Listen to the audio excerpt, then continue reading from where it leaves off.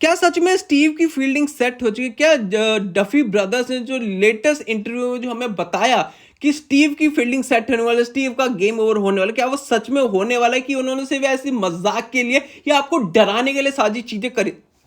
तो उसके लिए हम बात करनी पड़ेगी। आज हम बात करने वाले स्ट्रेंजर थिंग्स के सीजन 5 के वॉल्यूम 3 के बारे में, जहां पे सीजन 5 का वॉल्यूम 2 आपको एक्शन से भरा था, तो ये सीजन 5 का वॉल्यूम 3 आपके लिए थोड़ा इंफॉर्मेशन से भरा हुआ है। ये आपके एक्शन से तो नहीं भरा हुआ, इंफॉर्मेशन से बहुत ज्यादा भरा है। जहाँ पे लास्ट वाला, अगर आपने सीजन वॉल्यूम 2 नहीं देखा, जहां पे आपको देखने मिलता है कि लास्ट में कि विल के पास एक अलग पावर्स आ चुकी है, जिससे हमें ये पता चलता है कि वो वेक्ना को कंट्रोल कर सकता है, डेमोगोर्गन कंट्रोल कर सकता है, पर उसमें भी एक लिमिटेशन है कि वो उसके रेडार की उसमें आने चाहिए, तभी वो उसको कंट्रोल कर सकता है, वरना उसको बिल्कुल भी कंट्रोल नहीं कर सकता। फिर हमें ना कुछ चीजें हमें पहले तो बताई जाती है। पहले तो ये देखो, जो स्टीव का मैंने, पहले तो तुम इधर आओ, पहले तुम ना एक ग्रुप बना के इधर आओ, तुमसे पहले मैं बात करूंगा, ठीक है? जो ये स्टीव्स के फैन है, ये चाहते हैं स्टीव मरे ना, पर ये चाहते हैं जॉनथन पक्का मर जाए, ताकि नैन्सी और स्टीव का फिर से टाका भिड़ सके और ये फिर से इनकी सेटिंग हो जाए, ठीक है? देखो देखो, मैं तुम्हें बताता हूँ, इस वाले में ना ऐसा हुआ था कि पहले तो आपका 11 हो गई, जिम हो गई, ये दोनों एक साथ थे। लास्ट लैब वॉल्यूम आपने देखा होगा कि वो लैब में जाते हैं दोनों, और वहां से कैसे ना कैसे बच जाते हैं और ये काली को बचा के ले आते हैं। सेकंड दिखाया जाता है कि जो दूसरी टीम होती है, जहां पे होता है आपका डस्टिन, होता है स्टीव, होते हैं नैन्सी, होती है जोनाथन, होते हैं, ये चार एक जगह पे होते हैं। अब यहाँ पे हमें नैन्सी और जोनाथन का एक मूवमेंट दिखा दिया, जहाँ पे उनकी थोड़ी लड़ाई होती है, बाद में वो कन्फेस करते हैं कि दूसरे तो बहुत ज्यादा प्यार करता, हद से ज्यादा वाला प्यार करता, मतलब दो इश्क एक जाने, मतलब ऐसी गली और इनका प्यार होता है, और ये एक्सेप्ट कर लेते हैं एक दूसरे को।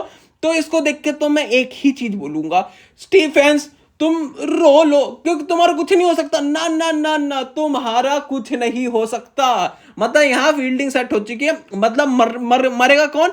मरेगा यहाँ पे स्टीव, कंफर्म हो चुका है। देखो, जब ये वॉल्यूम आ रहा था ना, जब इसका ट्रेलर आया था, मैंने तो तुम्हें बोल दिया था कि भाई स्टीव ही मरेगा। तुम्हें कहते हैं, बहुत से बंदे कहते हैं नहीं यार, स्टीव कहाँ मरेगा, जोनाथन मरेगा।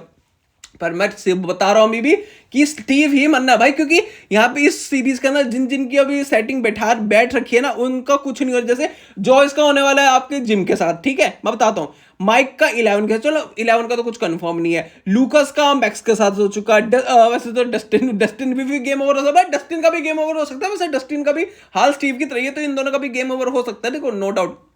अब जब यहाँ पे सारी चीज, इनका एक अच्छा मोमेंट होता है और ये सब दोनों एक्सेप्ट कर लेते हैं और सारी चीजें अच्छे समझ आए, तो यहाँ पे जो आपको जो 11 होती है और जिम होते हैं ना, वो अपनी काली को लेके आते हैं। और ये पता है, एक चीज हमें बताती है, ठीक है, कि इनकी जो लैब है ना, जो इनके पप्पा जी की जो लैब थी, एक कोई साइंटिस्ट से फिर से चालू कर रहा है, जहां पे ये बताती है कि उसके साथ, काली के साथ बहुत बुरे बुरे एक्सपेरिमेंट करते हैं, जहां पे उसके खून को एक प्रेग्नेंट औरत के पेट में मतलब फिल ट्रांसफर करते हैं, एक तरह समझो ट्रांसफर करते हैं, जहां पे उनके अंदर भी 11 जैसे वो एक बहुत सारे बच्चे बनाना चाहते हैं, पर ऐसा बिल्कुल भी नहीं हो पाता, क्योंकि जो काली का जो खून होता है बिल्कुल भी काम आता नहीं है इनके लिए।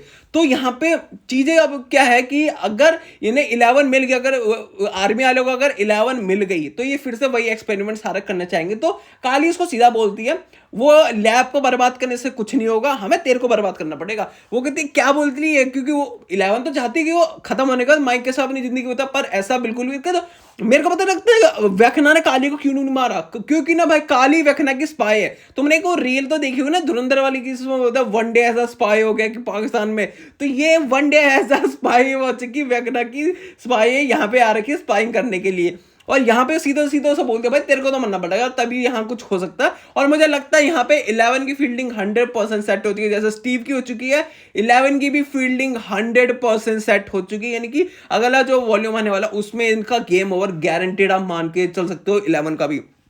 ये सब चीज ठीक है। अब यहाँ पे ना एक चीज बताई जाती है कि जब हॉली होती है, हमें जैसा लगता है हॉली और मैक्स जो दूसरी साइड है, मतलब दीवार की दूसरी साइड है, वो अपसाइड डाउन होने वाला, पर हमें ये बताया जाता है कि ये इंफॉर्मेशन तो पूरी की पूरी गलत है, क्योंकि दूसरी साइड कोई अपसाइड डाउन नहीं है, दूसरी बाहर एक वर्म होल है।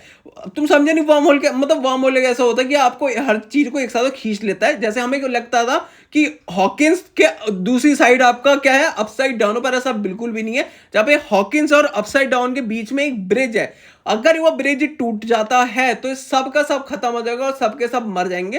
तो अगर उन्हें ऐसा करना है तो इन्हें जो अपसाइड है उसको पूरा का पूरा तबाह करना पड़ेगा। और हमें ये भी बताया जाता है, फिर हमें ये भी दिखता है जो आपकी मैक्स है और जो हॉली एक साथ मिल चुके हैं और मैक्स कैसे ना कैसे करके अपने रियल लाइफ में वापस आ चुकी है।